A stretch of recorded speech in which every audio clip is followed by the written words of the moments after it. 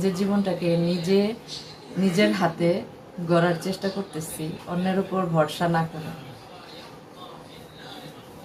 চা খেতে খেতে মাঝে মধ্যে ভাবি, জীবনে যা হারাইছি তার হিসাব করবেন না আপুরা ভাইয়ারা। জীবনে শুধু কষ্টই বাড়বে, কোনো লাভ হবে না। হিসেব করলে ভাবি কি জানেন, যে শক্ত হয়েছি, অনেক শক্ত হয়ে গেছি। মানুষ সব সময় আপনার পাশে থাকবে না আপুরা ভাইয়ারা, কিন্তু আল্লাহ আপনার অবস্থা সব সময় জানেন, বোঝেন। মানুষের উপরে নয় আপুরা ভাইয়ারা, আল্লাহর উপরে ভরসা রাখুন। আর আমি আল্লাহর উপরে ভরসা রেখে অনেক কিছু শিখেছি।